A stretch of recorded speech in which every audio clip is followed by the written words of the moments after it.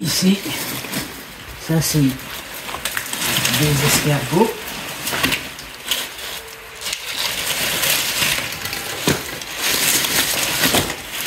Voilà. Voilà.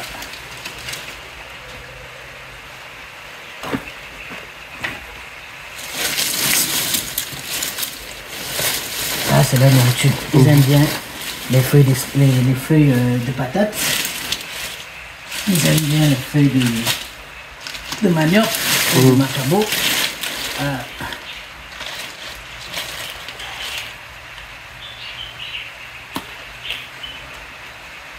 Ici, c'est des Achatina fulica. C'est une espèce très prolifique qui peut pondre jusqu'à 500 œufs en un coup. Et les œufs là se trouvent où, Charles? Non, les œufs, ça c'est... Ils n'ont pas encore commencé la ponte. Alors, généralement, quand ils vont pondre, on va juste venir fouiller la terre. Parce que quand ils vont pondre, ils fouillent la terre, ils déposent les œufs. On vient juste et puis on les ramasse, on les met en incubation. Ah, il y a l'incubateur aussi. L'incubateur, c'est juste... on va dire quoi? C'est aussi une escargotière qu'on va construire selon les normes.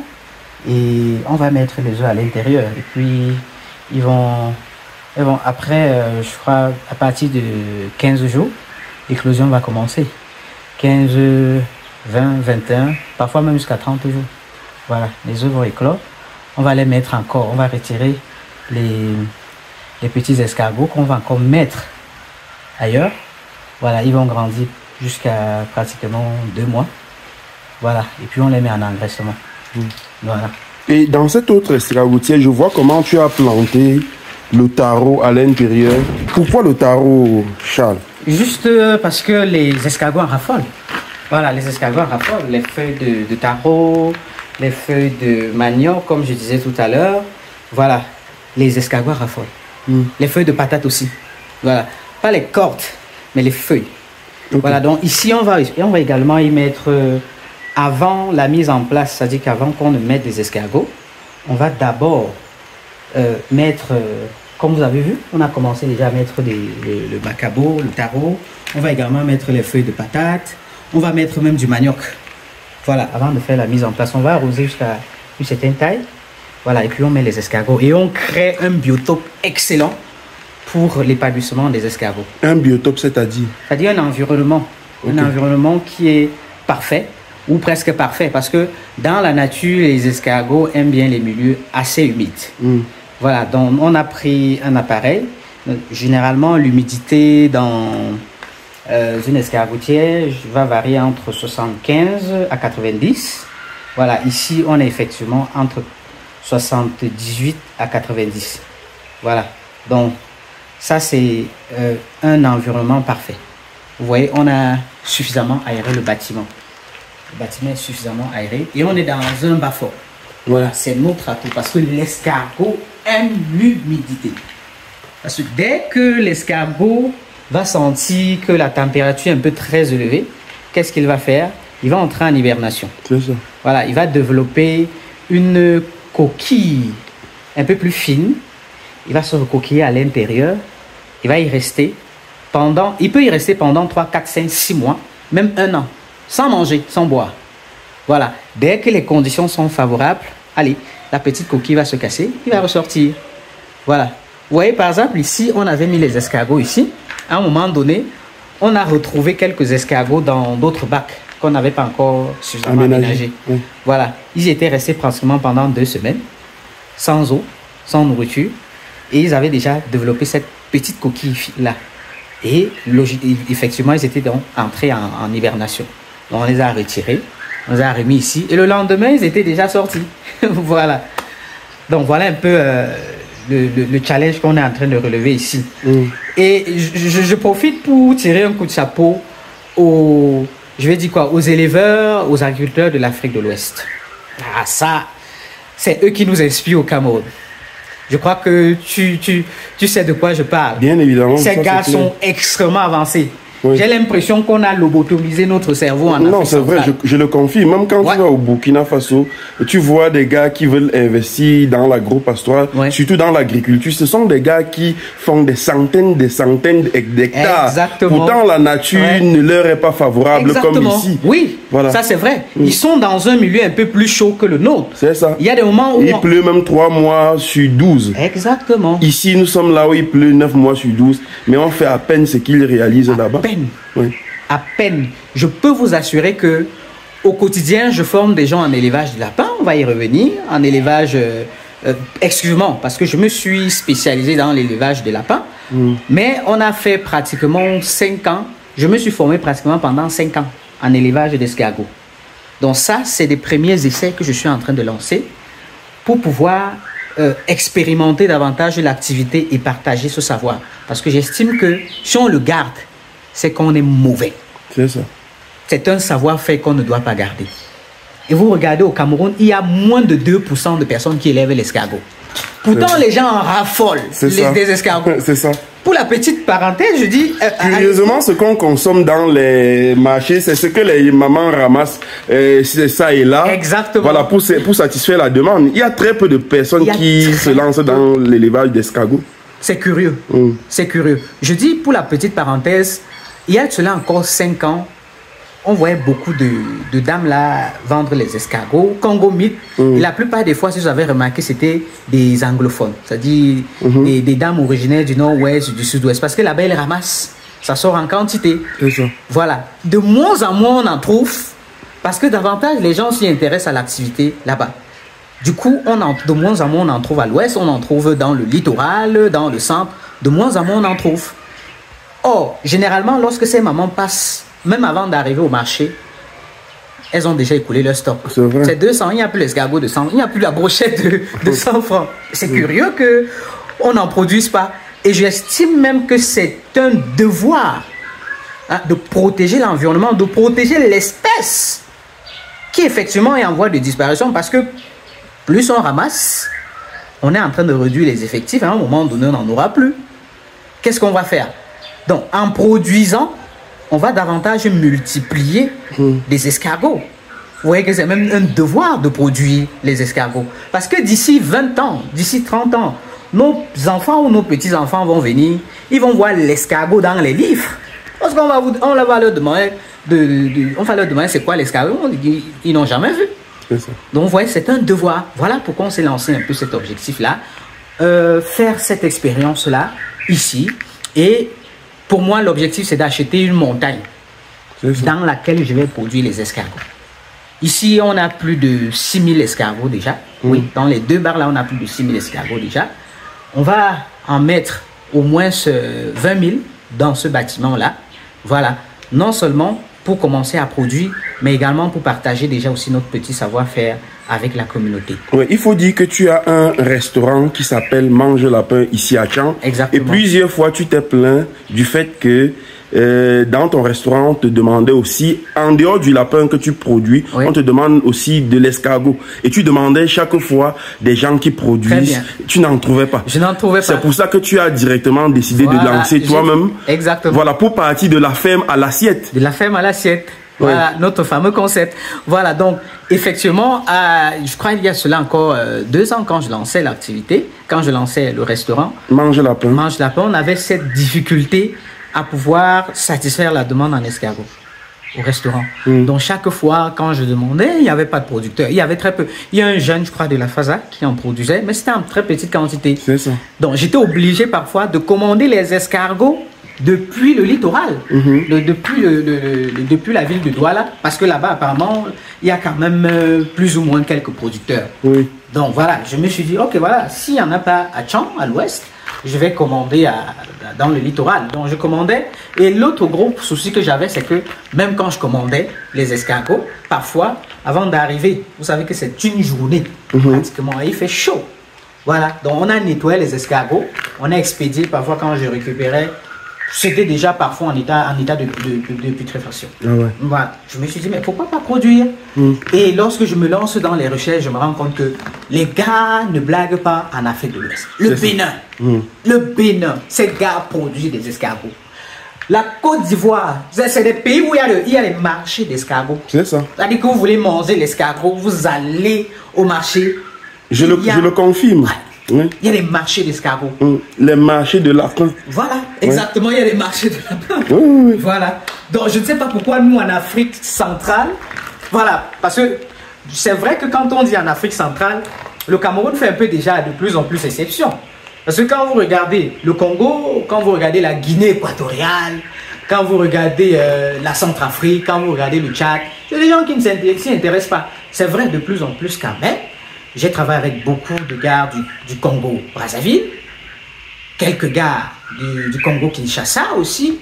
Au Gabon, ils s'y intéressent de plus en plus, surtout avec le nouveau président qui est arrivé. Voilà, il est en train d'encourager effectivement les jeunes à se lancer dans le secteur. Et j'estime que c'est une obligation. Je ne sais pas pourquoi nos États n'en parlent pas. Le porc, c'est vulgaire. Le poulet de chair, c'est vulgaire. Mais en réalité, les gens ne s'y lancent pas parce que la plupart des fois, ça nécessite un peu plus de moyens. Mais les gens n'ont pas de capitaux. 90% des jeunes aujourd'hui qui veulent se lancer, ils vivent avec moins de $2 par jour. Vous n'allez pas leur demander de lancer une ferme de porc. Parce que pour lancer une ferme de porc digne, il faut mettre les moyens qui vont avec. C'est ça. Il faut mettre les moyens qui vont avec le poulet de chair, etc. Pourtant, il y a des petites activités, entre guillemets, parce que c'est ça qu'on appelle les petites activités ou même les sous-métiers. Des escargots, les poulets locaux, parce que, il faut le préciser, je suis en train de lancer également une ferme de poulets local, qui n'est pas ici. Donc, c'est l'ancienne ferme de lapin que je suis en train de transformer en ferme de poulet local. C'est ça. Voilà. Et c'est des activités qu'on peut commencer avec moins de 50 000. Avec moins de 50 000. Les escargots, c'est des activités qu'on peut commencer avec moins de 50 000. Oui, mais ça, c'est pas quand même 50 000, Charles. Oui, ça, c'est complètement un bâtiment presque fini. Vous pouvez voir, déjà fini.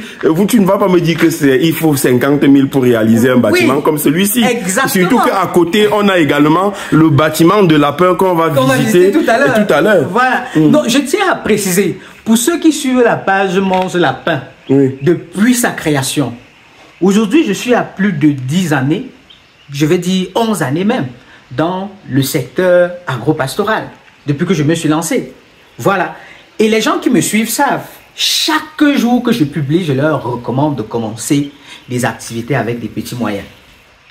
Je leur propose toujours, je leur recommande, je vais dire, de débuter ou de démarrer avec de petits moyens, d'expérimenter.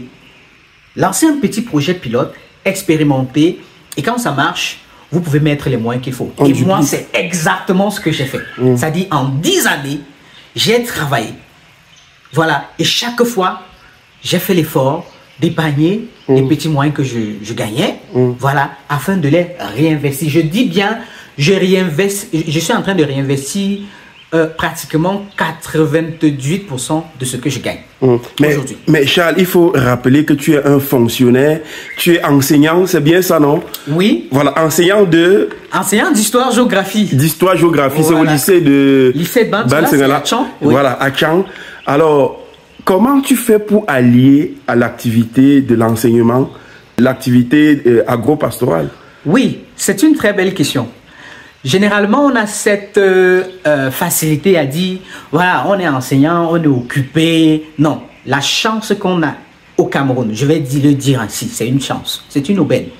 Quand on a la chance d'être fonctionnaire, on peut utiliser son salaire comme tremplin. Ça, c'est la première chose. La deuxième chose, c'est qu'en tant qu'enseignant, on n'a que 2 à 3 jours de cours. 2 à 3 jours de cours, ça vous donne tout le temps de faire vos activités. Et je le dis encore, si vous êtes fonctionnaire en Afrique et que vous n'investissez pas de l'argent, vous allez vivre comme un malheureux. Je ne sais pas comment les gens font pour vivre avec 200, 250 000. C'est ça. Je ne sais pas comment les gens font, parce que ça, c'est le salaire, effectivement, de l'enseignant. 200, 250 000 par là. Ceux qui sont dans les 300 000 sont ceux qui sont presque en fin de carrière. Alors, on a 2 à 3 jours. Il y a des gens qui ont même une journée de cours dans des petits établissements avec des effectifs peu pléthoriques. Avec des 60 élèves. Ils ont un jour de cours. Ça vous donne le temps de faire ces activités. C'est une question d'organisation, tout simplement. Voilà. C'est une question d'organisation. Alors, Charles, une autre question, je veux savoir, d'où te vient l'argent pour réaliser tout ce qu'on est en train de voir ici? Ok. Est-ce que c'est à fonds propres? Est-ce que les gens ont investi dans ce projet? Ok, j'avoue qu'il y a de cela quelques années, j'avais ce rêve-là. Quand je suivais beaucoup d'entrepreneurs, j'avais ce rêve-là de lever des fonds. J'avais ce rêve-là. Mais à force d'évoluer, chaque fois que j'écoutais des gens qui ont fait des levées des fonds, ça finissait toujours mal, pour la plupart des cas. Je ne sais pas si le problème c'est en Afrique. Ouais. Et après, Jean-Bruno Tagné va venir te demander où est passé l'argent déjà. Voilà. Et donc, je me suis dit, Charles, ça vaut la peine d'évoluer avec tes fonds propres. Tu as quand même cette chance-là d'être enseignant, donc d'être crédible auprès des banques. Donc, il est aussi vrai qu'aujourd'hui, je n'ai pas la possibilité de prendre, ça il faut le préciser ici, je n'ai pas la possibilité de faire un gros prêt à la banque. Pourquoi? Parce que malheureusement, il y a de cela aussi, je crois 8 ans, on était en 2015 ou 2016, j'avais décidé de lancer ma procédure pour aller au Canada, comme beaucoup d'enseignants, pas comme tous. Voilà. Et j'ai engagé la procédure, je me faisais suivre par une structure qui est située à Bafoussam. Voilà.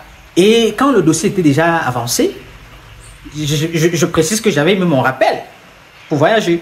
Et quand le dossier était déjà assez avancé, j'avais fait le test de langue. Ceux qui ont fait ces choses-là savent de quoi je parle. Le test de langue a traîné pendant 2 ans.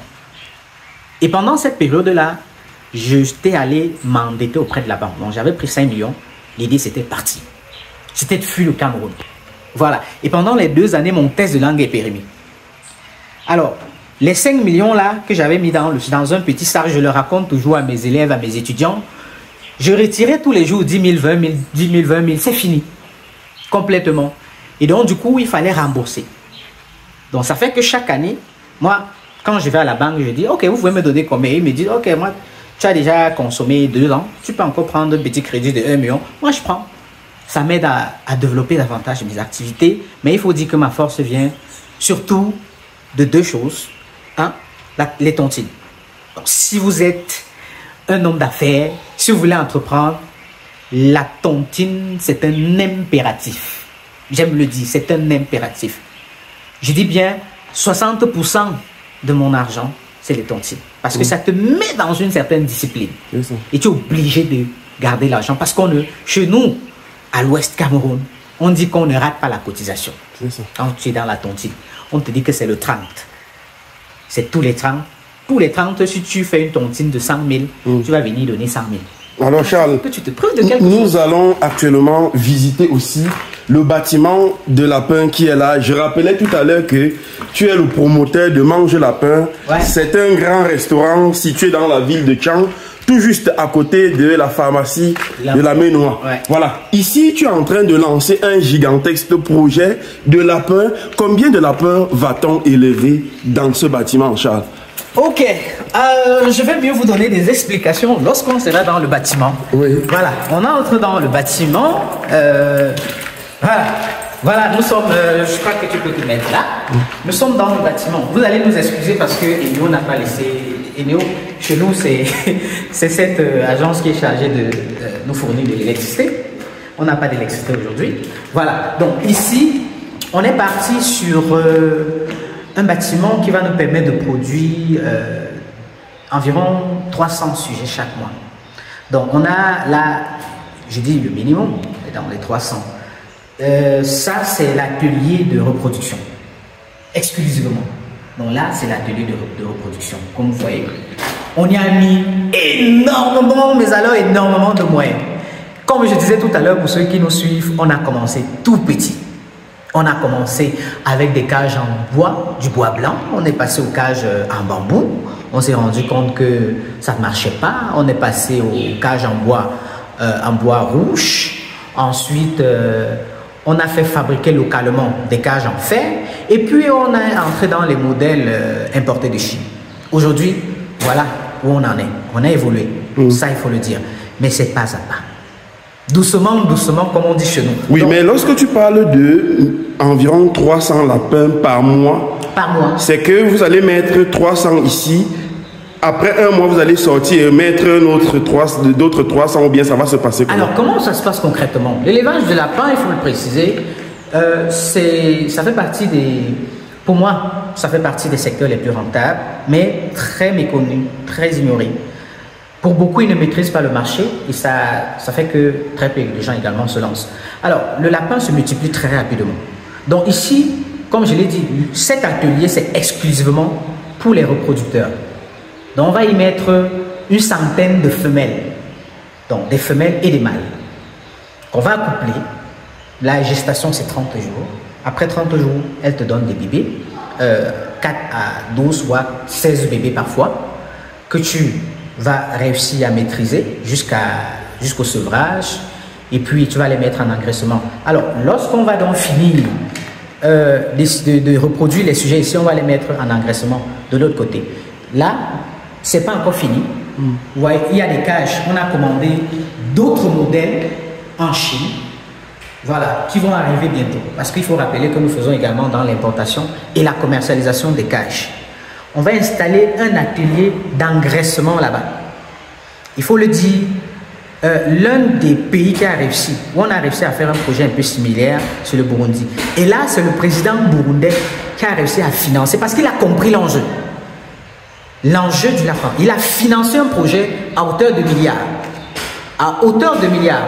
Et je profite pour tirer un coup de chapeau à M. Aziz Senan qui suit ce projet. Parce que c'est l'un des modèles que j'ai.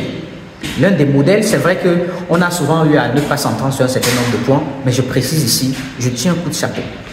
Il m'a beaucoup inspiré. Aujourd'hui, je vois le projet qu'il a lancé avec le président burundais. Au Burundi, on est en train de faire un projet un peu pareil ici, mais en fonds propres. C'est vrai, on a le soutien de la famille. Il y a maman, chaque fois que je suis coincé, elle me dit, mon fils, oui, j'ai réussi à avoir un petit 1 million, je peux te donner ça. Tu me rembourses quand? Je dis, maman, donne d'abord. Parce que il faut dire que c'est les premiers, ou alors les premières personnes qui peuvent vous soutenir, c'est votre famille. On appelle ça le love money. Le love money, ça dit l'argent qui vient de la famille. Maman m'a beaucoup soutenu, mes frères, ils m'ont soutenu aussi. Quand je suis coincé, ils mettent le peu qu'ils peuvent. Voilà. Voilà ce qu'on est en train de réaliser ici aujourd'hui. Et je précise que pour moi, je suis à moins de 3% de ce que je veux atteindre. D'ici 10 années, on va être milliardaire. Je le dis ici, nous sommes il faut qu'on note la date là, nous sommes je crois que c'est le quantième aujourd'hui. Le 4, je pense. Nous sommes le 5, voilà, nous sommes le 5 juin. Voilà, nous sommes le 5 juin. Donc d'ici autour de 10 ans, il faut qu'on soit milliardaire. On a commencé avec le lapin, et je le dis également, il faut éviter de trop se disperser quand on démarre. On a fait le lapin pendant plus de 10 ans. Aujourd'hui, maintenant, on est en train d'ouvrir davantage, on est en train de diversifier les activités. On est entré dans les escargots, on va entrer dans le poulet local d'ici quelques mois. Ensuite, on va entrer dans ce que les Ivoiriens appellent la gouti. C'est le laco. Ce que d'autres appellent par abus de langage le hérisson. Le hérisson. Voilà. Il y a également le rat, on va faire du rat. On va faire du porc. C'est au fur et à mesure. Et quand on aurait fini avec le secteur élevage, on va entrer dans le secteur agriculture. Et là, on sait qu'on a à côté de nous Tami Jardin. Voilà. Et on a à côté de nous Tami Jardin. On ne craint de rien. Voilà. Charles, mais je voudrais savoir quelque chose. Pourquoi peindre un bâtiment comme celui-ci pour y mettre des animaux? Voilà, ça aussi c'est une bonne question. En fait, il faut dire que nous les Africains, on a cette mauvaise façon de faire toujours les choses avec beaucoup de légèreté. Moi-même, j'ai commencé comme ça. Mais avec le temps, je me suis rendu compte que quand on veut se lancer, même si on commence avec la légèreté, il faudrait qu'on apprenne à mettre les petits plats dans les grands. Et on le dit quotidiennement. Que, je ne sais pas si vous connaissez la petite formule, si on ne peut pas faire de grandes choses, qu'on fasse les petites choses avec grandeur. C'est ce que nous, on est en train d'expérimenter ici. On a pris 600 mètres carrés qu'on va mettre en exploitation et après, on va étendre davantage le projet. On va s'acheter d'autres sites pour pouvoir étendre davantage les activités. Je tiens à préciser ou à lancer un appel à la diaspora. Je sais, vous êtes parti, mais l'idée, je le sais, vous voulez revenir. Vous êtes allé pour gagner l'argent parce qu'on n'a pas la possibilité d'avoir cet argent-là ici, en Afrique facilement. Vous avez la possibilité d'en avoir à l'étranger, revenez, vous allez investir. Il y a des terres. L'Afrique, c'est la terre, la seule terre d'opportunité aujourd'hui. Il n'y a plus de terre en Chine, en Asie. Il n'y en a plus en Europe. C'est en Afrique. La preuve, même les Européens et les Asiatiques sont en train de recoloniser l'Afrique. Et nous, on est en train de vouloir partir. Alors Charles, je voudrais savoir, est-ce qu'il peut arriver à un moment que tu décides de laisser complètement l'enseignement pour te consacrer pleinement à l'activité agro-pastorale? J'avoue que ça m'a même déjà tenté l'esprit. Je me suis souvent dit, mais est-ce que je ne devrais pas déjà abandonner l'enseignement? Mais je me dis encore non, Charles, tu n'es pas encore prêt. Tu n'es pas encore prêt à abandonner. Mais tu penses que ça va arriver? Ça va arriver, ça va arriver. Je ne peux plus faire 10 années dans l'enseignement. Ça, c'est impossible. Je ne peux plus. J'en ai encore pour quelques années et après, je voudrais me consacrer exclusivement dans mes activités parce que le seul fait que je sois enseignant et entrepreneur en même temps, ça fait que ça, il faut le dire. Parfois, les gens ne veulent pas le dire, mais il faut le dire. On n'est plus nécessairement performant dans l'un ou l'autre secteur. On va sacrifier quelque chose. On va sacrifier. Aujourd'hui, par exemple, je n'ai plus la même arme, la même fourre pour enseigner. Il y a de cela 10 ans, par exemple. Parce que je rappelle que je suis enseignant fonctionnaire, ça fait déjà 11 ans, presque 12 ans. Donc, l'année 2026, je suis à 12 ans d'enseignement. Voilà, je n'ai plus la même fourque. Parce que, effectivement, je suis entrepreneur. Et si je me consacre plus dans l'enseignement, je vais me rendre compte que je ne serai plus performant dans le domaine de l'entrepreneuriat. À un moment donné, il faudra choisir. Est-ce que tu veux continuer avec l'enseignement? Mais en tout cas, j'ai déjà choisi ma voie, c'est d'entreprendre. Et aujourd'hui, même si vous me donnez, je ne sais pas moi, une villa avec 50 voitures, vous me demandez d'aller à l'étranger, je ne peux plus. Moi, j'ai voulu partir et ça a traîné. Je ne dis pas que ça n'a pas marché, mais ça a traîné. Parce que c'était mon test de langue qui était périmé. J'avais la possibilité de refaire un test de langue. Mais après, au moment où j'ai voulu refaire le test de langue, j'ai commencé à réfléchir. Mais attends, il y a des business qu'on peut lancer. J'ai commencé à expérimenter, ça capotait, j'ai fait les abeilles. Je rappelle que tu te rappelles, j'ai quelques ruches à Sanchou. Exactement. Voilà, j'ai fait des abeilles. J'ai vu le lapin au miel que tu avais. Le lapin au miel. C'est ça. Non, j'ai fait le lapin, les miels. J'ai même fait l'agriculture dans la zone de Bafoundi. Voilà, tu connais bien le secteur. Bafoundi qui est très fertile. Ça n'a pas marché. J'ai compris une chose également avec l'agriculture, c'est que oui, ça vaut la peine de démarrer à petite échelle pour expérimenter. Mais si on veut gagner gros dans l'agriculture, il faut faire la production à l'économie d'échelle. Ouais. C'est-à-dire que pour moi, 200 mètres carrés, c'est pour nourrir la famille. Si on veut faire l'agriculture, il faudrait qu'on aille sur des dizaines, des vingtaines, des trentaines, centaines d'hectares pour pouvoir mieux rentabiliser. Oui. Alors Charles, quel message passerais-tu pour finir à tous ceux et celles qui nous suivent et surtout à tes collègues qui sont dans la fonction publique et qui peut-être, après avoir fait valoir leur droit à la retraite, commencent à déprimer et parfois même décèdent 5 années ou moins de 5 ans après avoir fait valoir leur droit à la retraite? Très pertinent, effectivement, ce que tu dis, Tami, parce qu'on se rend compte à l'évidence qu'aujourd'hui, c'est devenu de plus en plus difficile d'aller à la retraite. C'est-à-dire que dès qu'on annonce la retraite à un fonctionnaire, il devient malade. Et ça tue. C'est-à-dire que les gens meurent à cause de ça, à cause du stress. Parce qu'il se rend compte qu'en fait, il n'a rien fait. Il n'a rien légué. Il est en train de mourir, il est en train de partir. Il se demande comment il va continuer. C'est pourquoi je recommande aux gens, pendant que vous êtes dans l'activité, ça c'est ceux qui sont fonctionnaires, pendant que vous êtes dans l'activité, faites l'effort. Vous avez la chance d'avoir un petit capital. Vous êtes fonctionnaire, vous avez un salaire à la fin du mois. Prenez ne serait-ce que les 30% de votre salaire. Essayez des activités. Quitte à ce que ça ne marche pas. Essayez, réessayez. Et aujourd'hui, on a la chance d'avoir de plus en plus de personnes qui ont déjà essayé et qui ont réussi à sortir la tête de l'eau et qui partagent leur expérience au quotidien avec les autres. Moi, aujourd'hui, je forme tous tous les jours des Africains sur les techniques de production du lapin, sur, en fait, je vais dire particulièrement le lapin. Pour le moment, on est en train de lancer les escargots, on va les former, on est en train de lancer le poulet. Je recommande aux gens d'utiliser ne serait-ce que 30% de leur salaire pour démarrer une petite activité. N'ayez crainte à ce que le projet capote. Ça risque de capoter. C'est même bien que ça capote. Parce que quand on a échoué, on tire des leçons chaque fois. Allez auprès des personnes qui font déjà leurs preuves et apprenez de lancez-vous. Quand ça marche, alors mettez les fonds qu'il faut. Merci beaucoup, Charles. Merci, Tami. Merci. Merci d'être passé. Voilà, je suis juste passé pour visiter, voir le chantier, comment ça évoluait et tu m'as surpris. Et je dis, voilà, c'est parfait. C'est parfait. Voilà. Merci encore. Ok, on se dit à très bientôt.